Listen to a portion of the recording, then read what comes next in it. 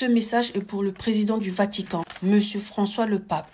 Savez-vous que ces 4 dernières années, la RDC a enregistré un taux élevé de familles au Kasaï, la région d'où Monsieur Tshilombo, le président nommé de la RDC, est originaire. Jusqu'à présent, aucune prise en charge de l'État n'a été adressée aux familles touchées, ne serait-ce que 100 000 $.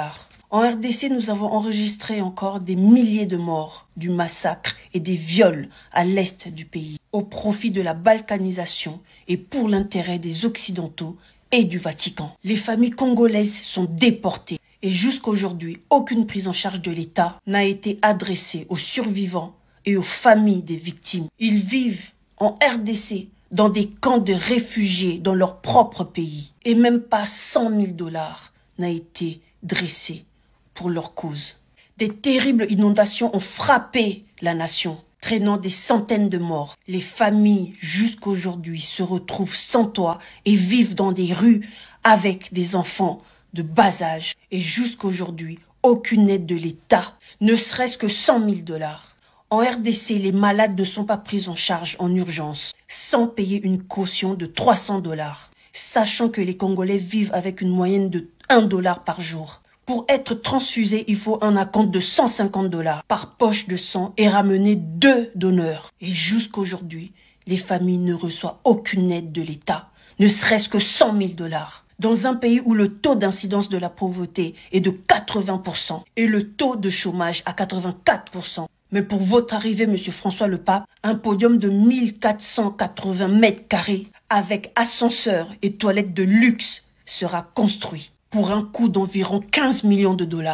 Sachant que 60 % des Congolais n'utilisent même pas des toilettes turques pour leurs besoins physiologiques. Les travaux sur votre chemin aéroport-hôtel a entraîné des démolitions des commerces et des expropriations de terres pour pouvoir décorer l'environnement à votre goût, à votre hauteur. Le prix de tous ces travaux pour vous accueillir sont estimés à plus de 70 millions de $.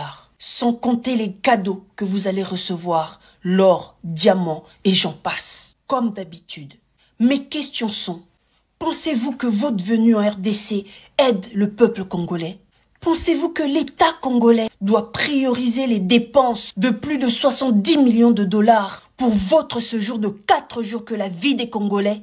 Aurez-vous fait la même chose au Vatican pour accueillir Fumu Kimbangu? Pensez-vous que vous êtes plus important que les enfants qui souffrent de famine au Kasaï? Êtes-vous prioritaire que les réfugiés congolais à l'est de la République? Êtes-vous supérieur et prioritaire que ces malades qu'on refuse les premiers soins pour 300 $ ou ces morts qu'on refuse l'entrée à la morgue pour 15 $? L'Église catholique porte un lourd fardeau des viols des sœurs africains au Vatican et de pédophilie des prêtres occidentaux en Afrique. Et voulez-vous toujours venir en RDC au détriment de souffrances, des pleurs et de la vie des Congolais? Bienvenue au Congo, Monsieur le Pape.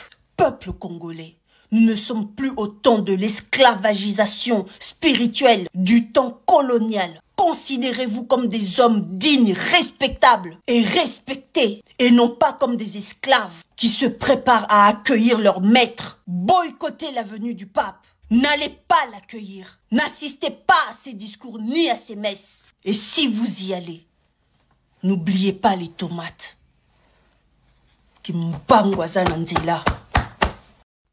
Ce message est pour le président du Vatican, Monsieur François le Pape.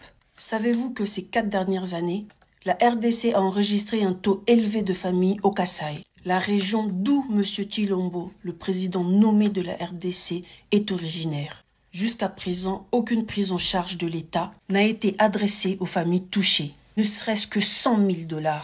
En RDC, nous avons enregistré encore des milliers de morts, du massacre et des viols à l'est du pays, au profit de la balkanisation et pour l'intérêt des Occidentaux et du Vatican. Les familles congolaises sont déportées et jusqu'à aujourd'hui, aucune prise en charge de l'État n'a été adressée aux survivants et aux familles des victimes. Ils vivent en RDC dans des camps de réfugiés dans leur propre pays et même pas 100 000 $ n'a été dressé pour leur cause. Des terribles inondations ont frappé la nation, traînant des centaines de morts. Les familles, jusqu'aujourd'hui, se retrouvent sans toit et vivent dans des rues avec des enfants de bas âge. Et jusqu'aujourd'hui, aucune aide de l'État, ne serait-ce que 100 000 $. En RDC, les malades ne sont pas pris en charge en urgence, sans payer une caution de 300 $, sachant que les Congolais vivent avec une moyenne de 1 $ par jour. Pour être transfusé, il faut un acompte de 150 $ par poche de sang et ramener 2 donneurs. Et jusqu'aujourd'hui, les familles ne reçoivent aucune aide de l'État, ne serait-ce que 100 000 $.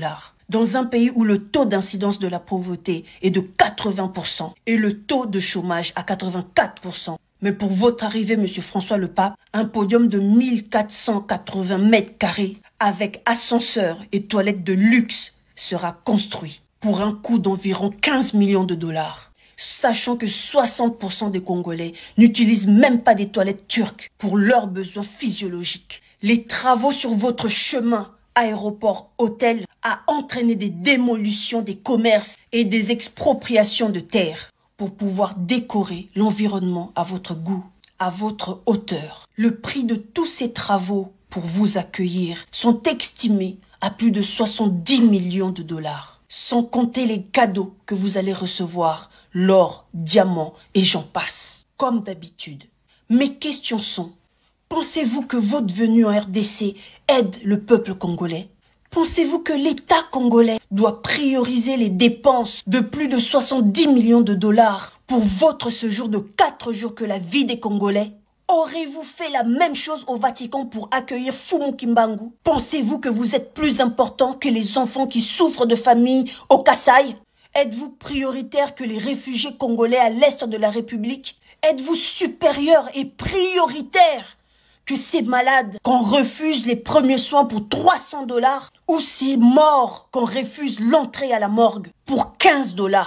L'Église catholique porte un lourd fardeau des viols des sœurs africains au Vatican et de pédophilie des prêtres occidentaux en Afrique. Et voulez-vous toujours venir en RDC au détriment de souffrances, des pleurs et de la vie des Congolais? Bienvenue au Congo, Monsieur le Pape.